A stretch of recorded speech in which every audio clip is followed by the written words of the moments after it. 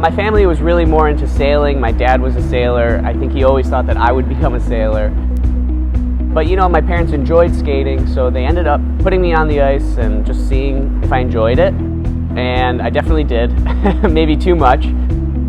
It's such a fun and different sensation, I think, for a young kid, and I just fell in love right away. For me, so much of it was just being on the ice. When I was about 7 years old, my coach noticed that I was skating in figure skating a little bit too much like a hockey player. So he decided to put me in ice dancing. And that was where my ice dancing career really started.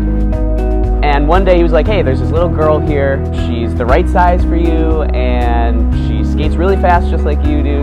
So little 8-year-old me and 9-year-old Meryl stepped on the ice together for the first time, and awkward and shy. And it would be that way for about 4 or 5 years.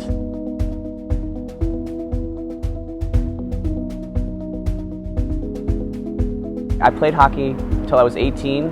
I competed internationally in freestyle. As I was graduating from high school, I decided to just stick with ice dancing and see what we could do with that. For Meryl and myself, we have to give all of the credit of our partnership and our success to our parents. Because we started together so young, they're guiding examples in respect, in work ethic, in how to treat someone else that you're working with, and also how to be a good friend, and really living the lessons that they taught us made us a strong team.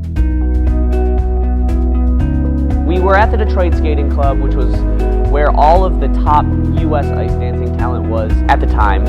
And so we had a great template, a lot of great skaters to look up to, but for us it was more about sort of being in the moment, enjoying the competitions that we were going to, and maybe not setting goals that seemed too far-fetched for us.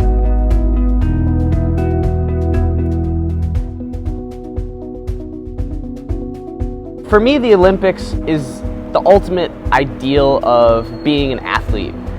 When you head into the Olympics and you haven't lost a competition for 2 years, you already have an Olympic silver medal. You couldn't be in better shape, you haven't had a single injury. The pressure that you allow yourself to feel, you know, just from your own expectations, is magnified about 1,000,000 times. And it feels like the weight of the world is on your shoulders.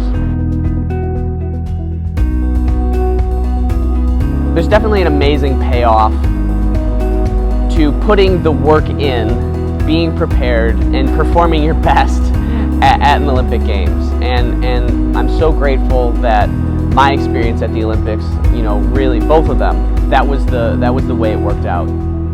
Even in this wonderful moment of personal triumph, you know, to be able to recognize that it's not something that you could do by yourself. I think that's something that I feel very grateful for, and you know, forever grateful to, you know, my country for giving me the opportunity, to my coaches for putting me in a place to succeed, and my parents for, you know, lovingly supporting me through you know, a pretty crazy time in my life, but I definitely could not have done it without them.